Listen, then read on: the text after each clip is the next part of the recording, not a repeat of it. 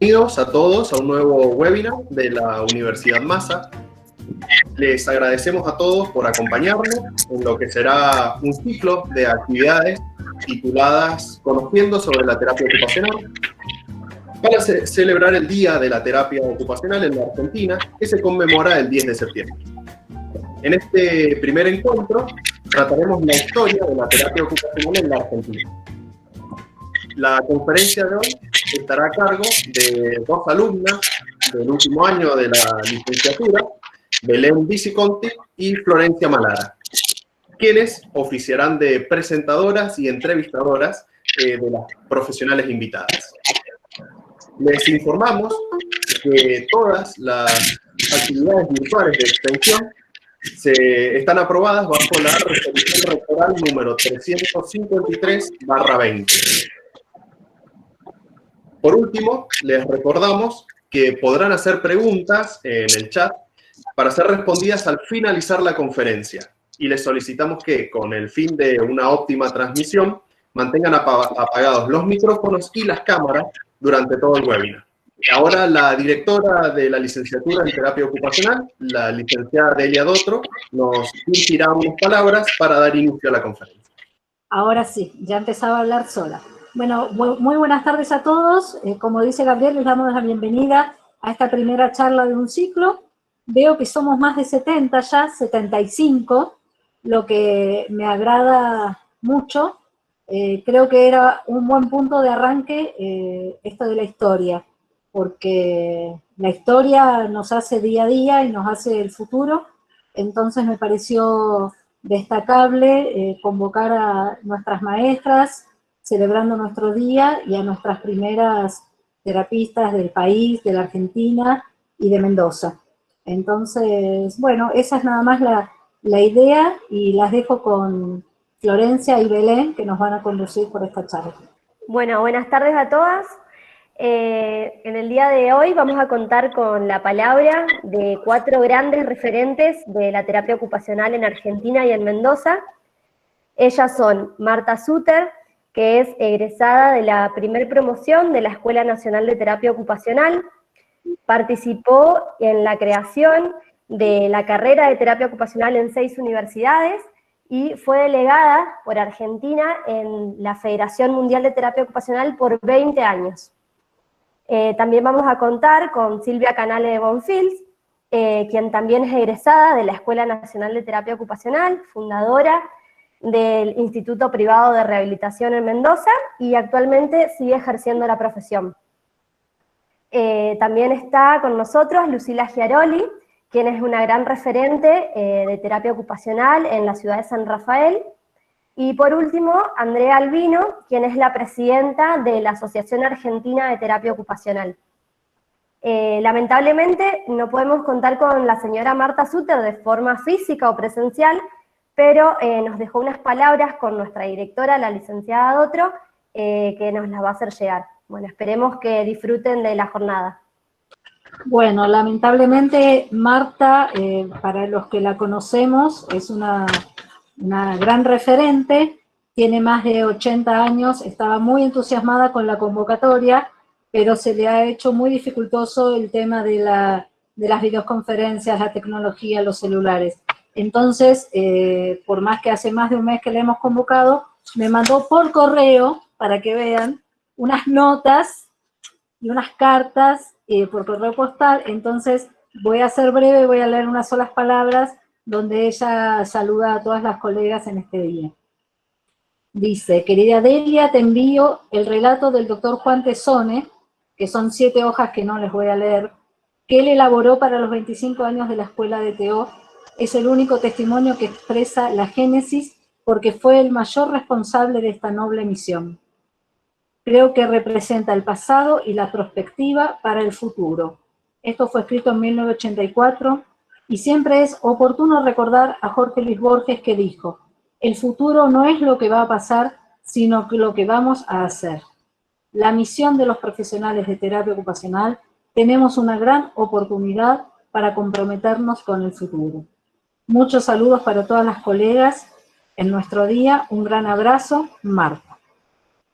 Después sobre el final, no quiero tal vez pisar lo que puedan querer comentar las invitadas. Entonces sobre el final, si queda algo que ella haya querido transmitir en esta otra carta, lo retomaremos.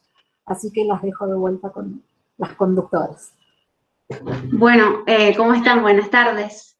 Espero que muy bien, y vamos a comenzar a hablar un poco con Silvia Canales de Bonfil. Silvia, ¿me escuchás? Sí, te escucho perfecto. ¿Ahí se escucha mejor? Sí, se escucha bien. Sí, Silvia.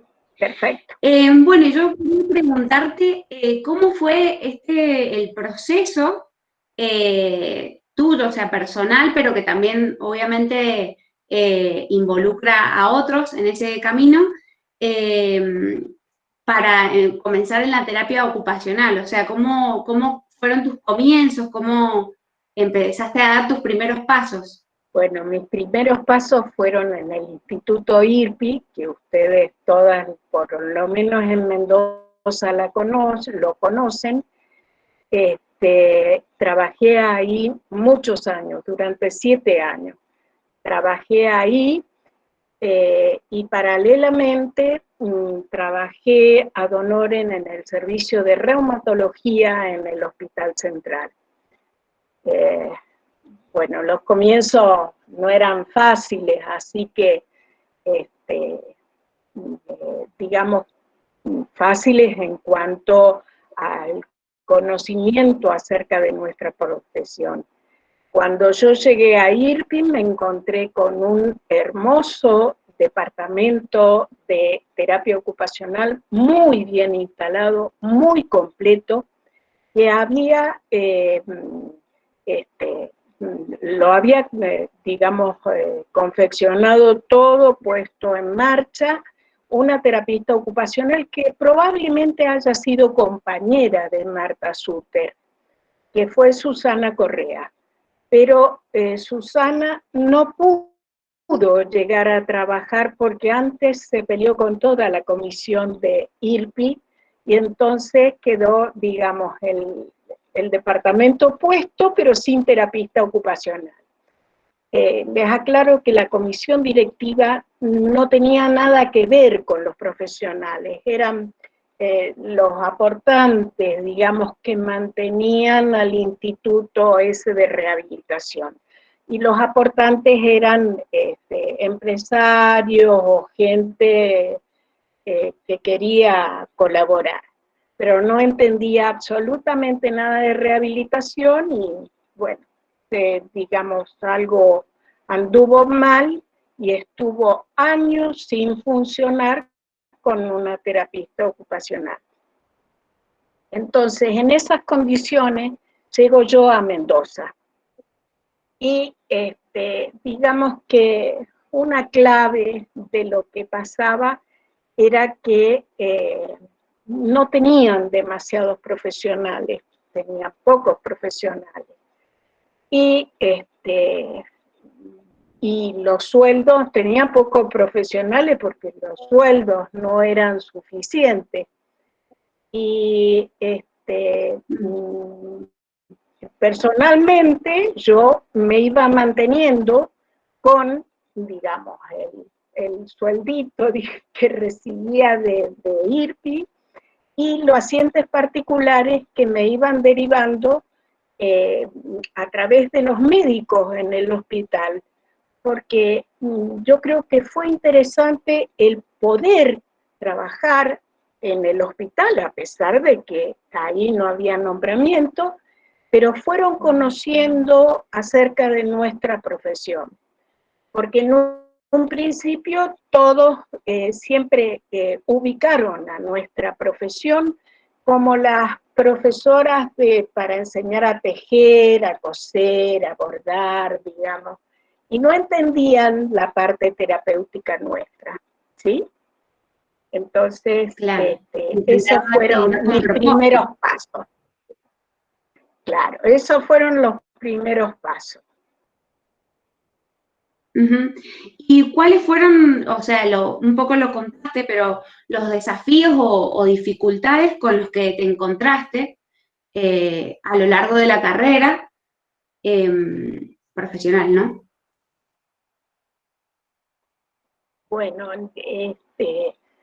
el desafío más grande fue que en un principio yo justo había hecho las 1000 horas de práctica en la parte de especialización en físico, la había hecho en institutos excepcionales de Buenos Aires, donde el trabajo en equipo estaba clarísimo, donde se conocía perfectamente qué hacía la terapista ocupacional, donde uno podía conversar con los otros terapeutas y realmente hacer un trabajo en equipo, porque digamos que acá en cuanto a la rehabilitación, todos sabemos que nadie se puede llevar las glorias en el tratamiento de un paciente, sino que es todo un equipo que combinado lleva adelante a un paciente.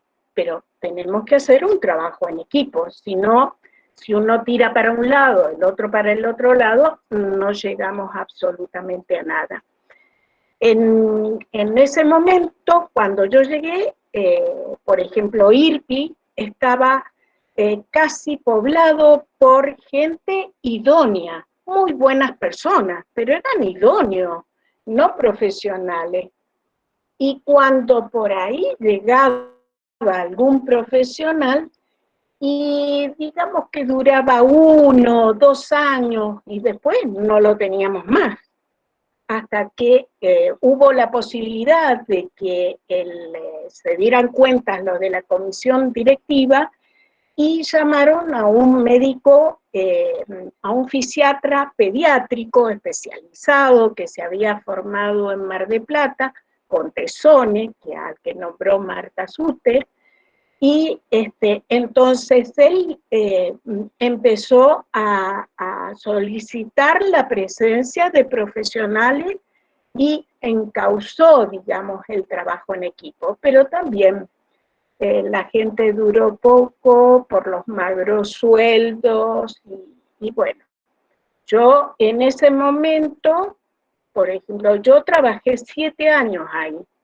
pero después se abrió la posibilidad de entrar en el Hospital Lago Mayor y que se abría un servicio de rehabilitación y por supuesto no había cargos para terapistas ocupacionales, nosotros no figurábamos en la parte profesional y pude entrar al hospital que me nombraran en un cargo de enfermera. Y ahí entré un cargo de enfermera, pero trabajando como terapista ocupacional. En ese cargo de enfermera, para que ustedes se den una idea, significaba triplicar la cifra de lo que yo ganaba en IRPI en ese momento. Lo cual, les digo, les confieso, era un instituto al que yo quería, porque había luchado demasiado para poder sacar adelante junto con otra gente, que pudiéramos hacer algo por los chicos. Y bueno, después, no sé si actualmente hay cargos o no en los hospitales. En algunos sí, pero no en todos. Todavía a los alumnos les faltan muchas puertas por abrir, muchos lugares, y que bueno, haya más presencia de nuestra especialidad en todos estos campos, ¿no? Otro de los desafíos que... Esperemos que sí, digo que sí. Que... ¿Me escuchás? Sí, Silvia. Sí, esperemos que sí. Y yo les cuento un poco qué me pasaba a mí personalmente. Después que estuve en el Lago Maggiore, después me fui a trabajar particular en un consultorio que subalquilé. Y ahí no tenía derivación de médicos porque no no sabía con qué médico contactarme, ni qué hacer, y fue el boca a boca el que me llenó el consultorio. ¿Y qué hice? ¿Cuál fue mi trabajo? El desafío mío fue ir hablando con los médicos que atendían a esos pacientes que me llegaban y iba explicando cuál era mi actividad, qué es lo que perseguía. Después no pude estar trabajando más sola y bueno, siempre nos enviábamos pacientes con una kinesióloga y cuando pudimos trabajamos juntas y después, bueno, nos fuimos creciendo y agregando gente hasta lo que es hoy el instituto donde trabajo, que está uno de los más completos en cuanto al equipo que interviene. Con otro de los desafíos que yo me encontré, porque no solo fueron los desafíos de la falta de conocimiento de nuestra profesión, sino por ahí los pacientes también nos dan desafíos. Para ustedes han nacido con toda esta tipo de comunicación, de medios, de manejo de computadora, pero piensen que yo absolutamente nada conocía.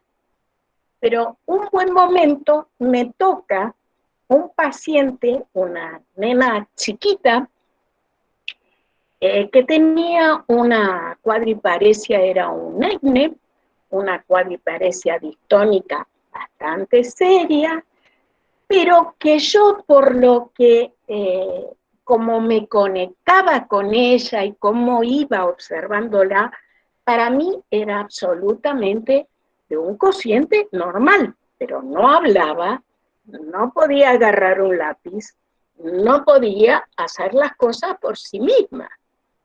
Entonces me llevó a indagar y cómo poder adaptar switch, a preparar material en la computadora, y tomé clases con un analista de sistemas que me enseñó cómo se prendía la computadora.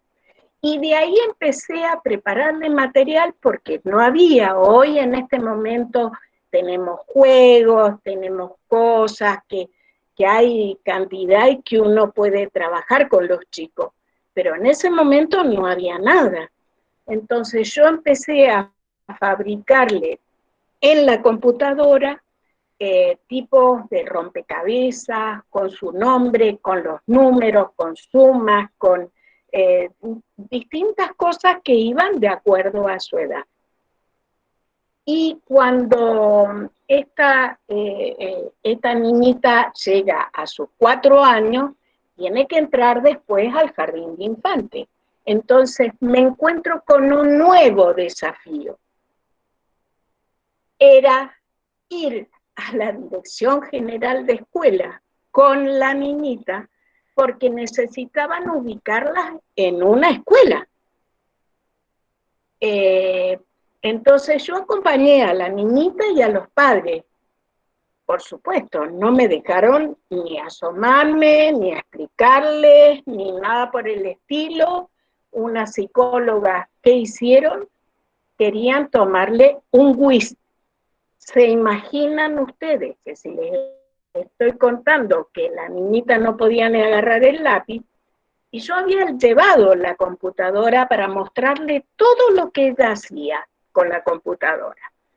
Bueno, pero ellas resolvieron y llaman a los padres y los padres les dicen que la niñita tenía que ir a una escuela diferencial. ¿Se imaginan los padres? Y se imaginan la postura mía. Entonces, nuevamente otro desafío, encarar, explicarle, digamos, enseñarles que hay otros medios para poder evaluar a una persona si puede ir a una escuela diferencial o a una escuela común. Bueno, como directamente ya ellas tenían firma y sello, dije, me dan la nota también a mí, porque el día que esta niñita se psicotice por culpa de que ustedes la enviaron a un lugar que no era el que correspondía, yo les voy a hacer una demanda. Bueno, entonces, y le expliqué los por qué, ¿no es cierto? ¿Por qué pensaba eso? Bueno, entonces, no, que empiece en la escuela. Entró en una escuela común, de enseñanza común, y las mismas maestras después le fueron abriendo el camino, porque se dieron cuenta que la niñita es una niñita de un cociente absolutamente normal.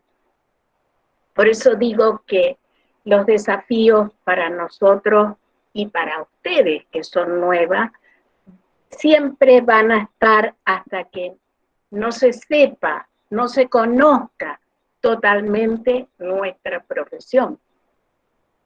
Es decir, el secreto es que no nacimos con la alfombra dorada que ilumina el camino de nuestra profesión.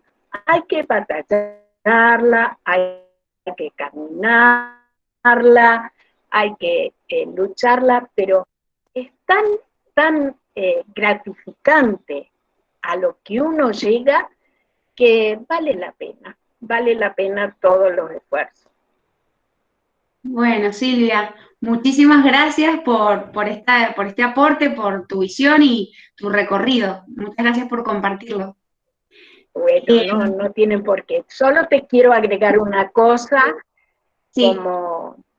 como digamos, de las más antiguas, no quiero decir de las más añosas, las primeras terapistas, que lo más importante es que ustedes tengan en conocimiento que siempre la facultad da las herramientas, van a poder trabajar, pero se necesita especializarse, se necesita dentro de lo que uno pueda ir especializándose, no volverse loco haciendo cursos y cursos y cursos, porque siempre son caros, pero irse, tener una meta para mejorar y siempre ser el ejemplo de lo que sabemos hacer. Que siempre nos miren con seriedad. Y les puedo asegurar que a lo largo del camino yo tengo contacto con muchos médicos, y bueno, médicos que siempre me han ido respetando a través de lo que he hecho, no por otra cosa, porque no los conozco por ninguna cosa más. Nada más, eso quería agregarle. Muchas gracias, Silvia. Bueno, continuamos con Lucy Garoli. ¿Qué tal? Hola, bien, ¿cómo están? ¿Bien? Bien. Me alegro de estar acá. Bienvenido a la jornada de hoy. Y bueno, le quería preguntar, ¿cómo fue que, digamos, que descubriste la terapia ocupacional? ¿Cómo fue tu comienzo? Porque sé que fue bastante particular, junto a también Silvia Canale de Bonfil, pero nos puedes contar un poco de eso. Bueno, yo acá desde San Rafael era difícil conseguir, o sea, en San Rafael había muy pocas posibilidades de estudiar, de seguir estudiando, no había universidad en esa época, y a mí me gustaba realmente algo relacionado a la medicina, y los primeros tiempos estuve 2 años sin poder lograr nada, estudié algo acá, literatura y castellano, daba miedo dejar los libros y no volverlos a tomar, hasta que un cuñado mío estaba haciendo la especialidad de médico en fisiatría en el Instituto de Rehabilitación, y él, sabiendo que a mí me gustaba algo afín a la medicina, me sugirió esta carrera. Así que bueno, así llegaron los papeles a casa. Yo no sabía ni de qué se... siempre fui una persona, digamos, hábil en mis manualidades, con mi familia, con mi madre, y a un destino totalmente desconocido. No conocía Buenos Aires, fuimos becadas como Silvia. Así que bueno, aparecimos en el hogar de becaria, en el Instituto de Rehabilitación, y ahí realmente me interioricé de lo que era la terapia ocupacional. En esa época estábamos 3 meses a prueba.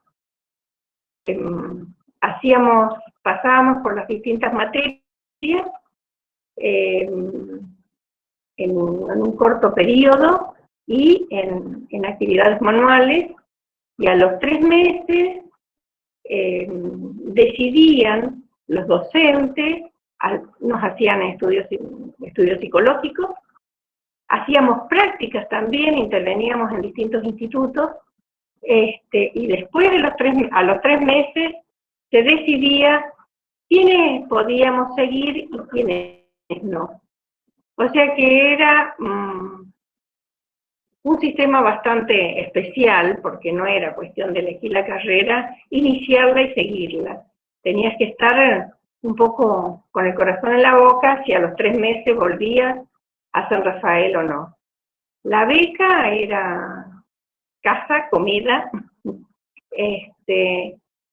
También nos daban parte del dinero que era para nuestros gastos de manejo de transporte, cuando salíamos de práctica, u otros gastos para la institución.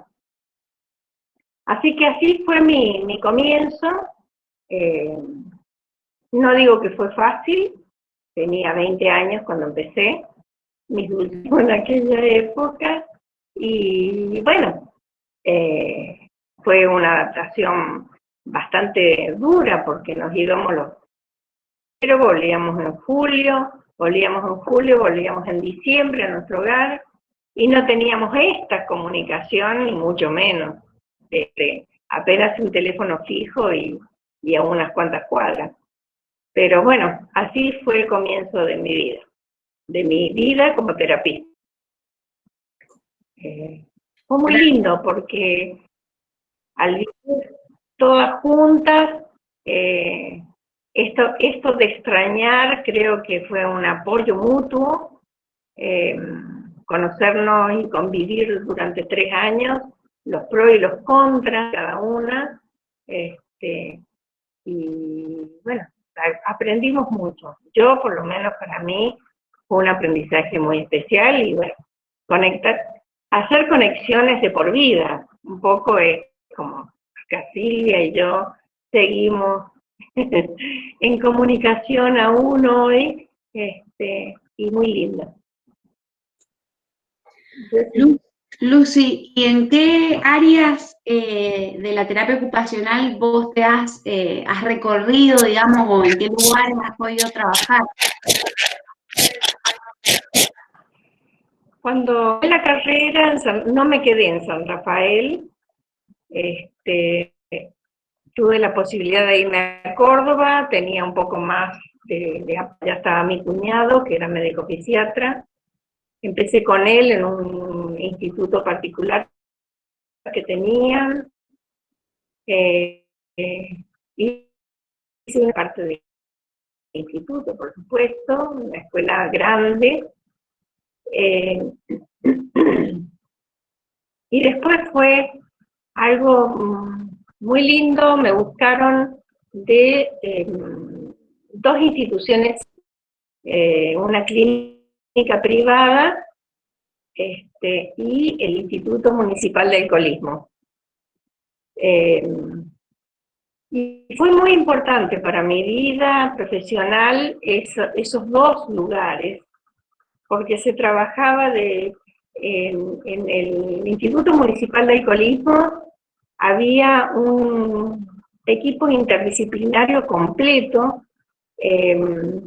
para pacientes ambulatorios y para pacientes internados. Eran dos equipos aparte, pero se hacían las reuniones a rajatabla, había una conexión increíble,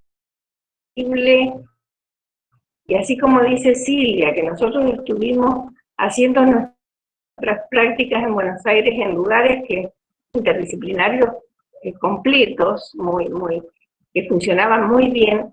Esto me pasó también en Córdoba. Fue integrarme a grupos varios y aprender mucho en este intercambio con los otros profesionales. Y en la clínica psiquiátrica también. Fue me gustó mucho esa experiencia y me di cuenta, tal vez en estos años que trabajé en la parte de psiquiatría, que esta área era muy importante y me gustaba mucho. Y me sigue gustando, porque realmente, a pesar de que ya no trabajo, yo dejé de trabajar hace un año, me incliné siempre por la... Y bueno, esas fueron... también integré en Córdoba un instituto privado, particular, muy lindo también con equipo. Y después me vine a San Rafael. Bueno, acá fue muy árida, digamos, la gente no conocían lo que era terapia ocupacional. Sí había un instituto que es el IRIS, porque aún sigue, donde ya había una terapista ocupacional, y en el Hospital Chestacó, que es el Hospital Provincial de San Rafael, había la misma terapista, pero que trabajaba ad honorem. Y cuando yo llegué, hacía ya 3 años que trabajaba ad honorem, y teóricamente iba a continuar yo en esa situación, iba a iniciar mi trabajo, pero bueno, ya tenía 2 chicos, 2 hijos, y me era imposible trabajar ad honorem, porque no me cuidara a mis hijos. Así que bueno, dejé de ir, y lamentablemente nunca hubo terapia ocupacional, a pesar de que hice mucho esfuerzo y muchas conexiones con los directivos del hospital, presentando nuevo director que entraba, presentaba notas, explicando qué era la terapia ocupacional y proponiendo en qué servicios y qué funciones cumpliría la terapista ocupacional ahí adentro, pero desgraciadamente nunca lo logré. Y al final mi actividad fue, más bien no, fue directamente particular. Integré primero un equipo, un grupo de todas mujeres, estuvimos como 5 o 6 años trabajando con psiquiatría, psicología, fonoaudiología y yo, y ¿qué más? Y después ya organizamos un instituto que existe, también con distintas disciplinas, y estuvimos juntas como 30 años, así que fue muy, muy lindo. Y cómo di a conocer la profesión,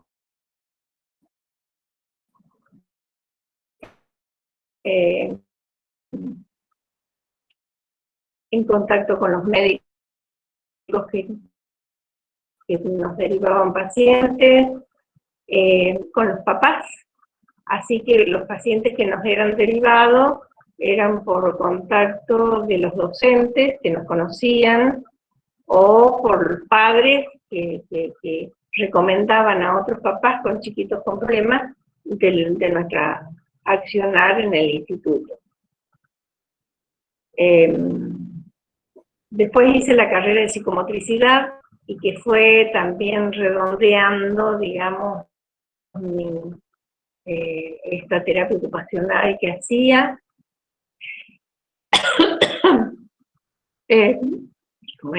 Y bueno, fue muy productivo.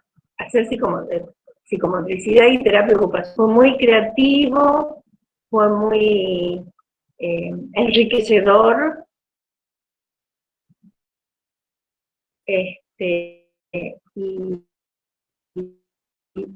Y la verdad que ha sido muy importante, fue parte muy fuerte de mi vida. Y lo último que hice, aparte del consultorio, participé en un hospital de día para pacientes de PAMI, que fui, bueno, en este momento no sé si hay, pero que fue interesante porque me dio la posibilidad de organizar el servicio de terapia ocupacional. Fue muy bueno eso. También el trabajar en grupos me enriquece, pero no solamente en grupos de terapeutas, sino trabajar con grupos de pacientes.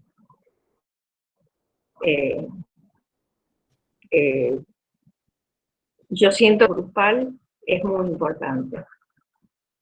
Pero bueno, acá estoy, ya jubilada, doblemente jubilada, y bueno, disfrutando de una tranquilidad y de saber que hice cosas que me gustaron mucho, que me enriquecieron, y que fue aplicar mucha creatividad y mucho impulso en esto, porque realmente al no ser conocida la carrera,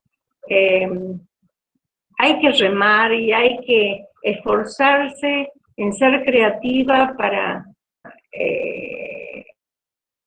introducir la carrera en la sociedad y con los profesionales.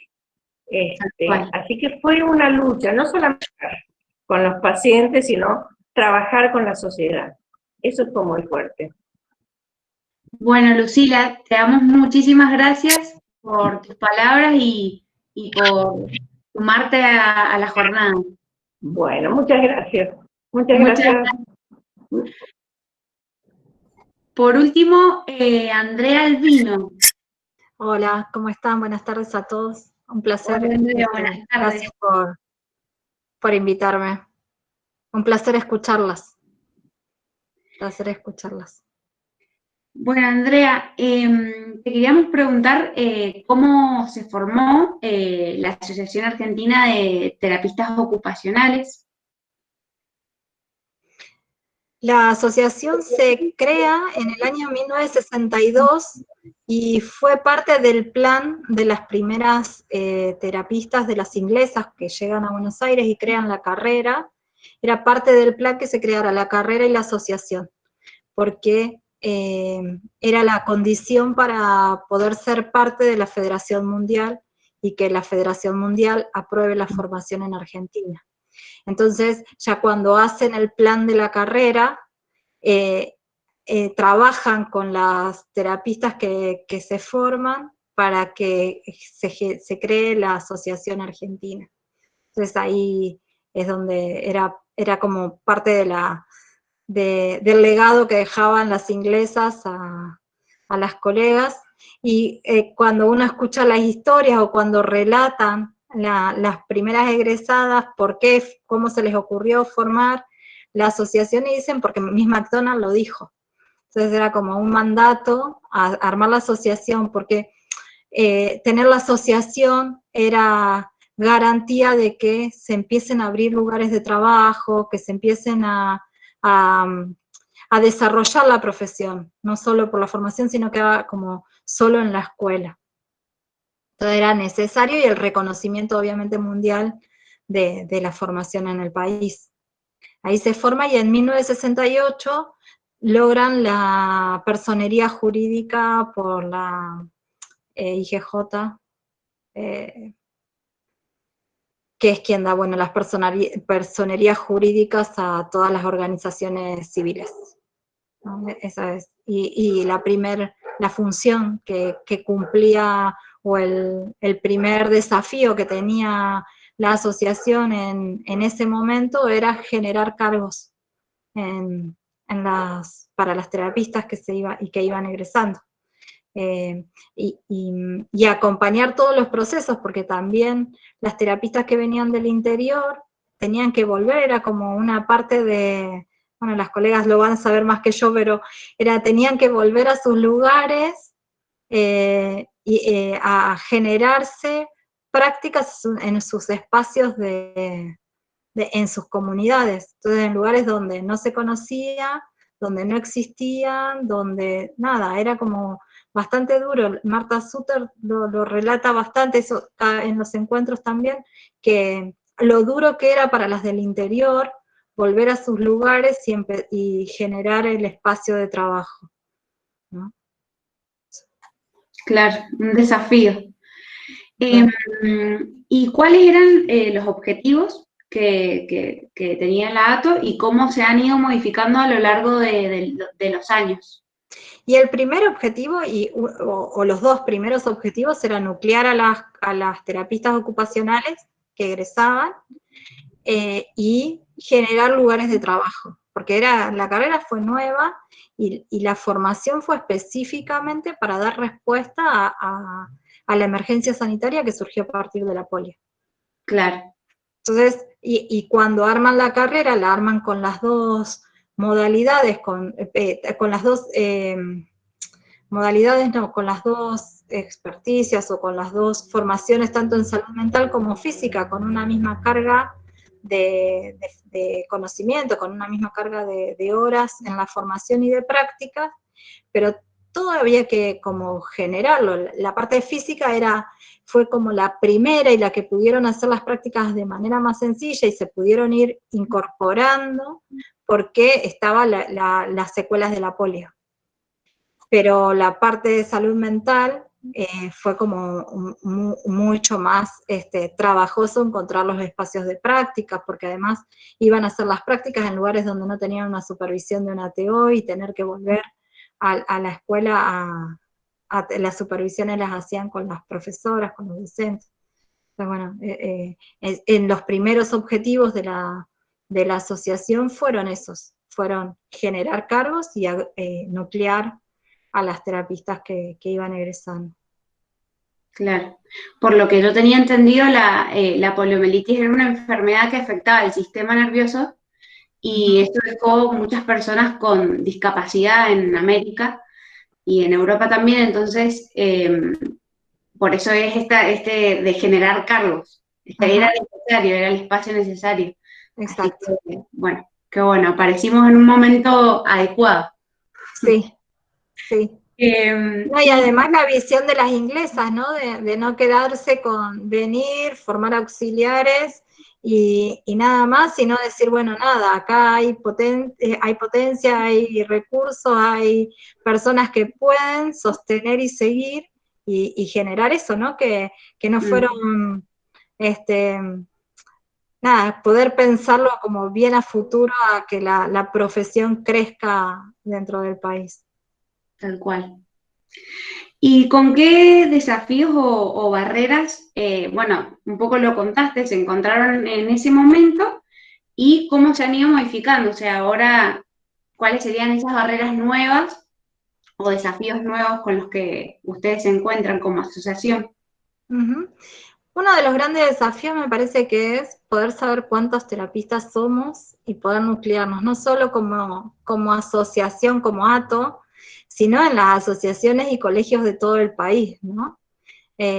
poder nuclearnos y poder dar respuesta a las necesidades locales. Nos pasa siempre que la asociación, como dicen, como en todas los órdenes institucionales, Dios está en todo el mundo, pero gobierna en Buenos Aires. Entonces todas las actividades, todas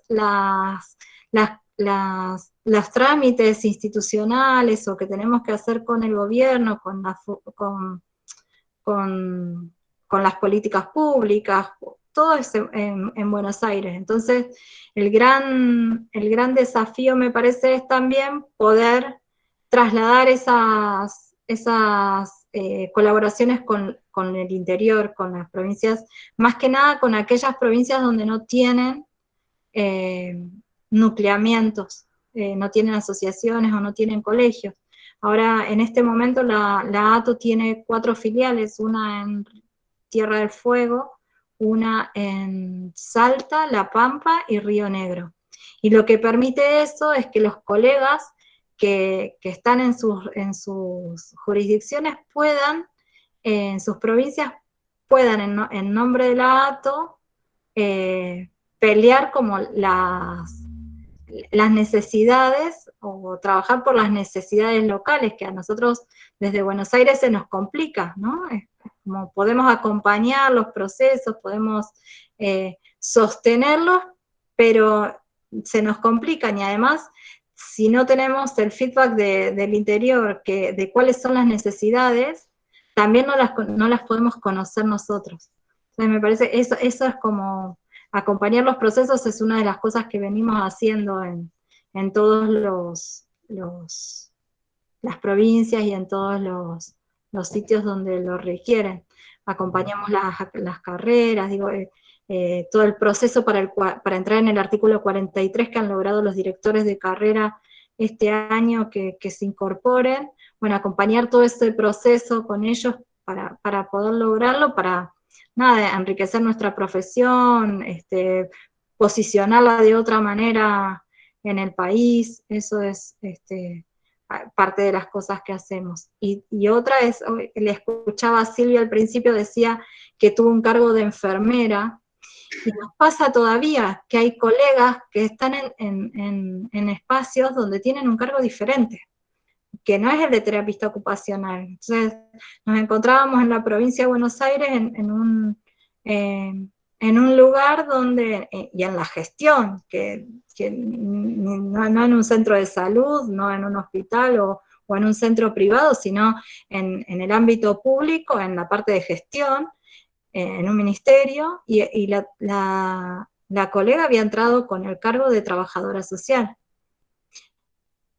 Y porque el cargo de TO no figuraba en la carrera profesional de la gestión pública.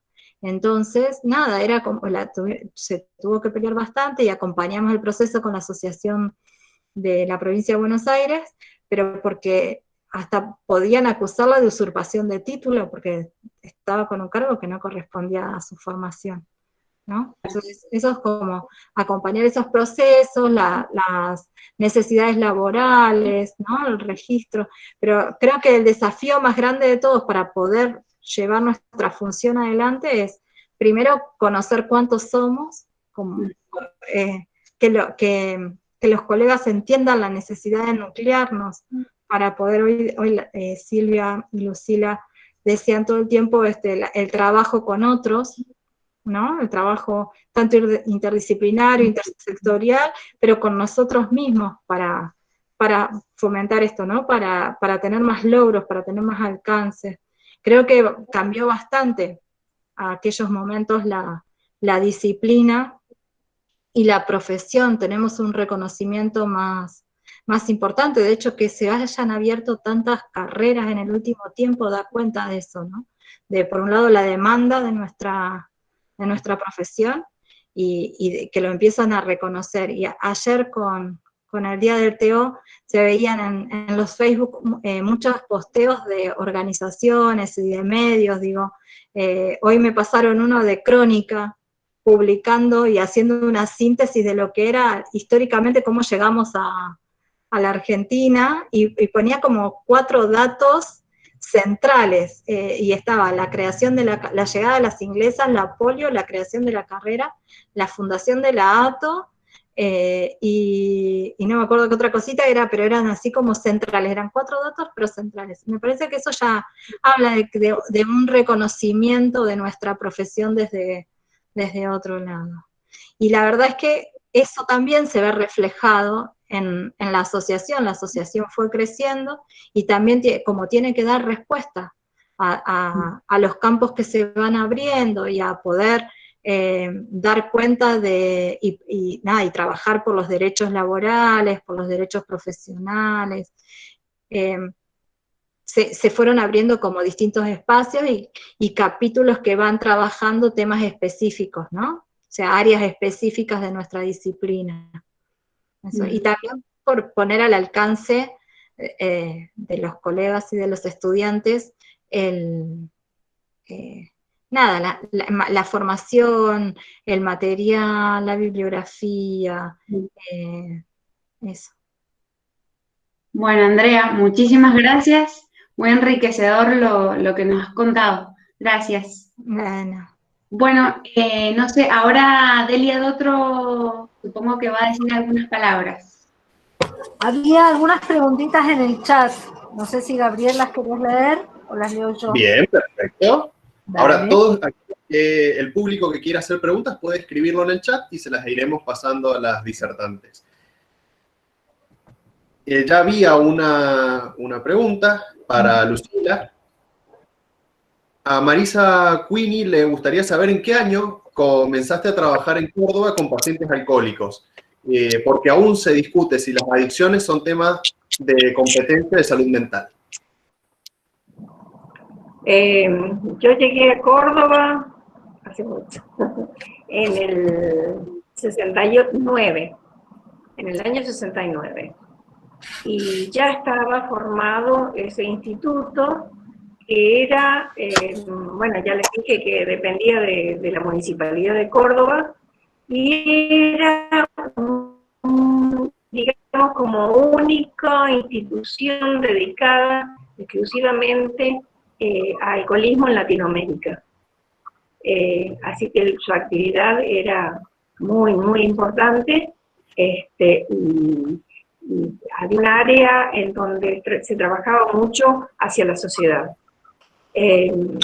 Yo considero que la experiencia que hice yo en ese lugar, a ver, un paciente llegaba al instituto, era atendido por el equipo interdisciplinario de consultorios externos y X tiempo, el tiempo dependía de cada paciente, de la evolución de cada paciente, y si podía, digamos, controlarse su adicción a través de esta ayuda, consultorios externos, no había problema, seguían con esto. Pero si esto no se podía controlar, el paciente podía mejorar. Había un servicio de internación que no era muy largo, era durante un mes de internación, en donde, bueno, en ese momento se hacía el tratamiento de adicción. Mi experiencia fue ver que los pacientes salían, el sistema que se empleaba dentro de la internación era a través de comunidad terapéutica, o sea que se trabajaba mucho en grupos, con todo el grupo de profesionales y de pacientes, y digamos, el reconocimiento por parte del paciente de su enfermedad se lograba. En ese momento el porcentaje de recuperación que tenía el Instituto de Alcoholismo coincidía con el porcentaje de la OMS, de la Organización Mundial de la Salud. O sea que era bastante positivo. Considero que sí, que es una problemática que está en el área de salud mental, con estas dos posibilidades, o sea, con un tratamiento ambulatorio o con un tratamiento con internación. Supongo, porque yo después no seguí tan de cerca la historia o la problemática del alcoholismo, supongo que en este momento la medicación o el tratamiento debe haber variado, pero lo fundamental que yo pongo el acento es el tratamiento interdisciplinario, y esto de la comunidad terapéutica fue muy importante. O sea, agradezco que en ese momento estaba en Córdoba, agradezco que en ese momento pude conocer lo que es el funcionamiento de una comunidad terapéutica. Desgraciadamente después, los años que siguieron fueron bastante cruciales para la psiquiatría y fundamentalmente para este tratamiento, para los lugares de psiquiatría, y se terminaron las comunidades terapéuticas, que bueno, yo sé que ahora están reviviendo un poco más, pero es importante eso, y mi experiencia fue increíble, realmente. Yo creo que no solamente profesional fue lo que me repercutió, sino personal también. No sé si está contestada. Muy bien, muchas gracias, Lucila. Bien, ahí tenemos otra pregunta para todas. Dice que, ¿qué miembros, Laura Rodríguez, qué miembros del equipo de salud colaboran para el reconocimiento de la terapia ocupacional y con cuáles se sienten afines para las especialidades en las cuales se dedican?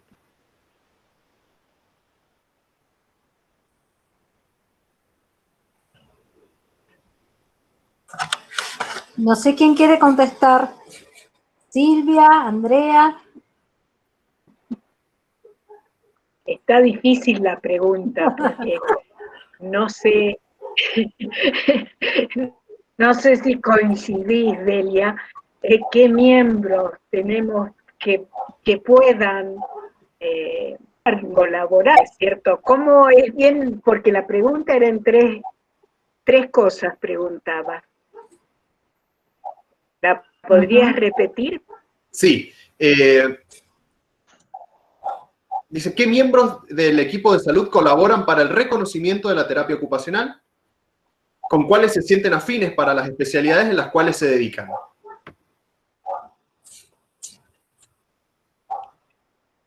En realidad no sé si a nivel de Buenos Aires hay algo que se integre, ¿no es cierto?, se encargue del reconocimiento de nuestro trabajo en los ámbitos generales. Pero yo por lo menos no tengo en Mendoza que haya posibilidades, nada más que bueno, a través de lo que hemos logrado cuando formamos una pequeña asociación y resultado en cuanto a nuestra presencia, que nuestra presencia tenga lugares en distintos ámbitos, en el ámbito tanto de la salud como en el ámbito de la educación. Nosotros tendríamos que tener, por ejemplo, en Mendoza tendría que existir los gabinetes especiales, escuelas especiales, y en las escuelas comunes, en la primera etapa de la escuela común, donde tenemos muchos chicos y directamente lo mandan a que repitan, a que no hagan cosas, y son leves dificultades con los cuales, actuando una terapista ocupacional, se lograría el reencaminar a ese niño. Pero no tenemos gabinetes no tenemos gabinetes en las escuelas especiales, no tenemos en las escuelas comunes, no tenemos digamos, a estos niños que no pueden tener un estudio postprimario, no tenemos tampoco talleres especializados donde estén trabajando terapistas ocupacionales. No tenemos geriátricos donde estén trabajando las terapistas ocupacionales. Esa es la realidad. No sé si coincidís conmigo, Delia, vos que estás más en la parte de...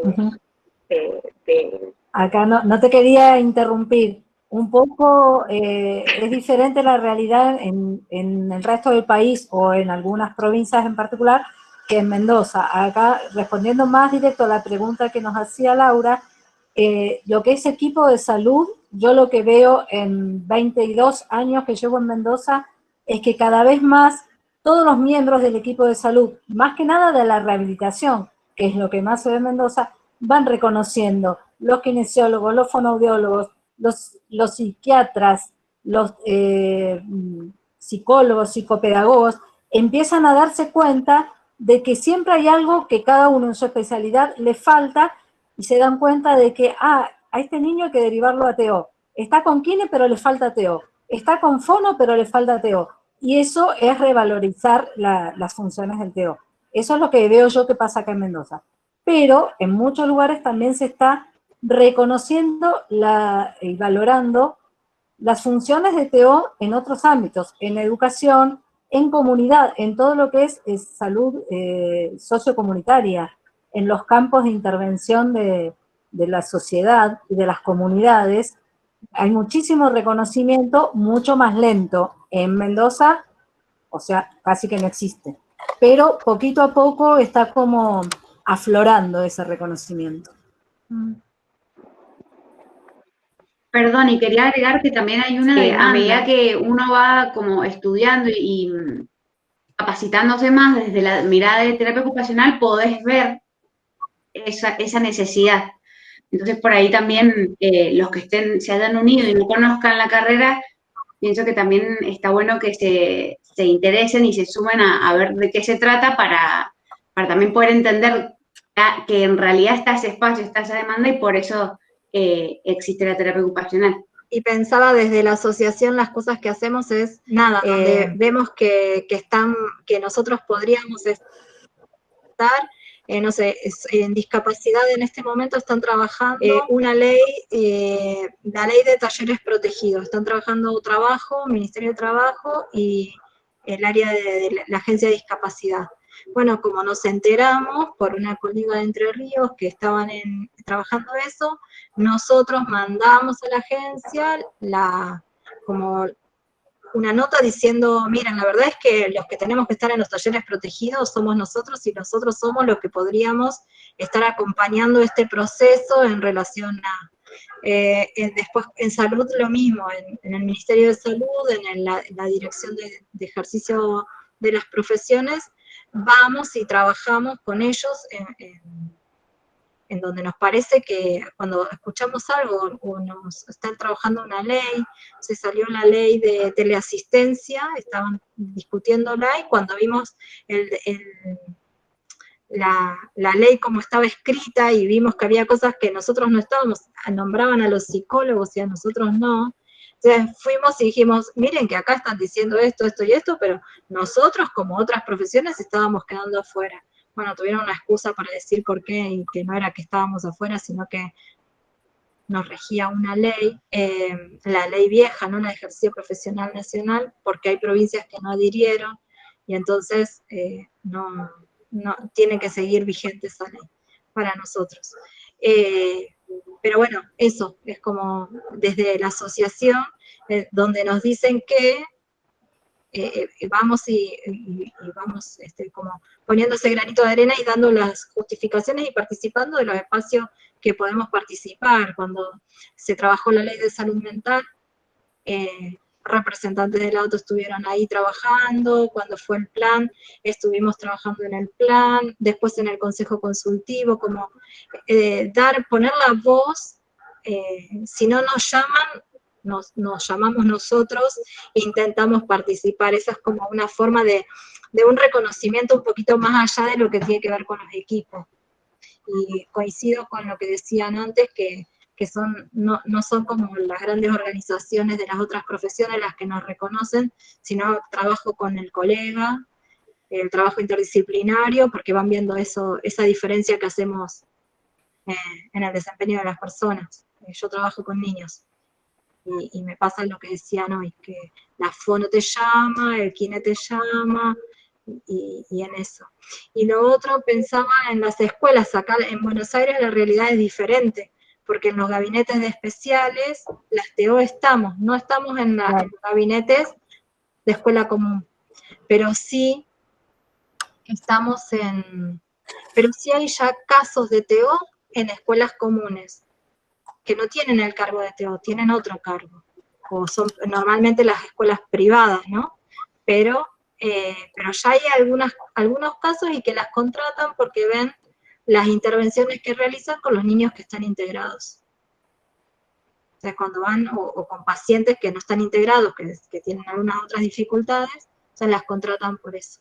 Entonces, bueno, ahí es como recapitular, revalorizar, mostrar lo que hacemos, hacer circular la información. Eso me parece que son las cosas que hay que hacer para que nos reconozcan. Muy bien, muchas gracias. Ahora, Sofía González consulta qué consejos le darían a los nuevos estudiantes de terapia ocupacional.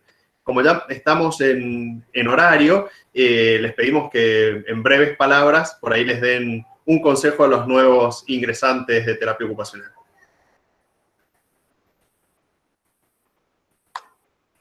Lucila. ¿Puedo?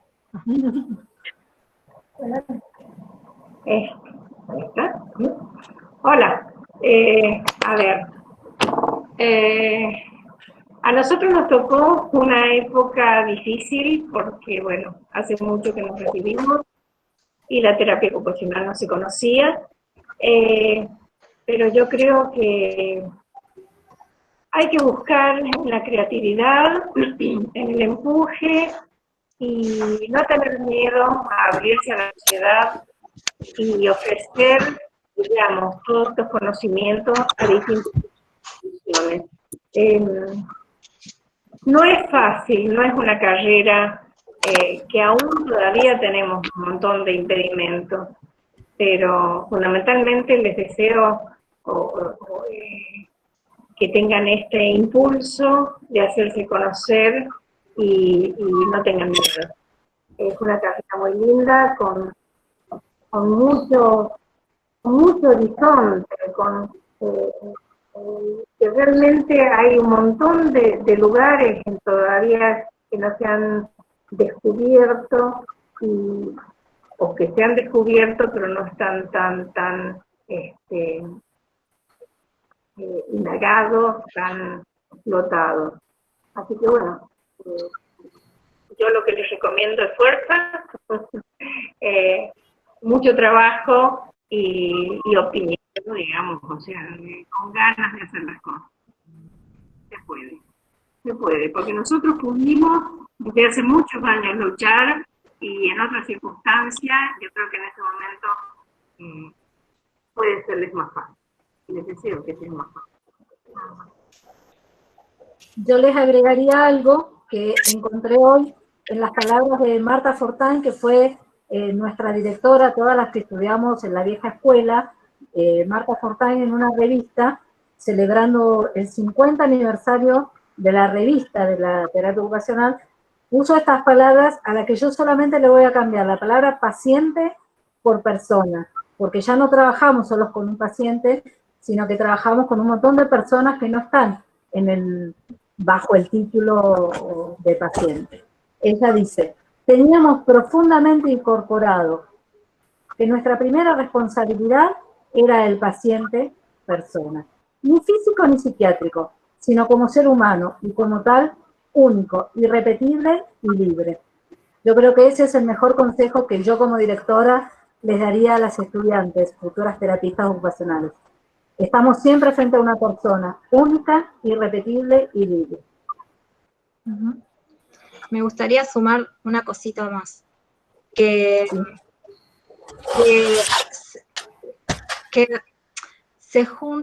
reconozcan a esto, ¿no? Hoy convocaron a 2 de las primeras TO en Mendoza. Entonces, buscarlas a las que están desde antes, pedirles el acompañamiento, reconocer como maestros a aquellos que hicieron el camino antes que ustedes, y acompañarlos, y también hacer una lectura de la realidad que les toca en su provincia, ¿no? Encontrar como los huequitos donde podemos dar respuesta, donde me parece que eso es central, como quedarse, retomar la historia, recuperarla. Igual ahí me sale la parte más de mi parte de investigación y de docencia, digo, recuperar la historia propia, hacerla propia, y construir a partir de eso, ¿no? Retomar todos los recorridos, porque a veces parece que empezamos siempre de algo nuevo, y ya hay un montón que hicieron un montón de cosas antes. Entonces, recuperar esos recorridos, recuperar esas historias, recuperar el camino hecho para partir de ahí. Porque además, recuperándolo, uno empieza a ver, bueno, qué falló o qué no falló, o las riquezas, y tiene como una base desde donde hacer, ¿no? Eso me parece como central. Digo, un cargo de enfermera en un lugar donde era para TO. Y bueno, nada, en eso volver a insistir y volver a insistir y volver a insistir, porque era para TO ese lugar. Entonces, esas cosas me parece, recuperar el recorrido que ya hicieron las colegas, porque ya es como territorio ganado, ¿no? Toda la experiencia.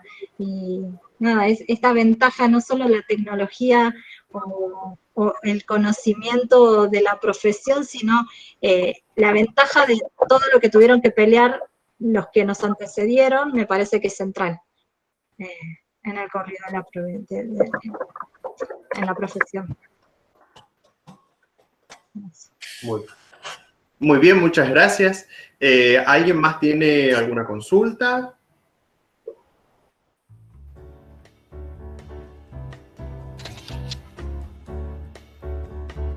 Bien, entonces vamos a ir cerrando. Desde el Vicerrectorado de Investigación, Extensión y Vinculación y la Facultad de Kinesiología y Fisioterapia, esperamos que este encuentro haya sido, bueno, de su interés. Les recordamos que van a poder acceder a la conferencia en el canal de YouTube de la Universidad Massa, y les solicitamos que respondan a una breve encuesta que ya está en el chat para mejorar nuestras webinars. Les agradecemos nuevamente por estar hoy presentes y los invitamos a participar de las próximas actividades.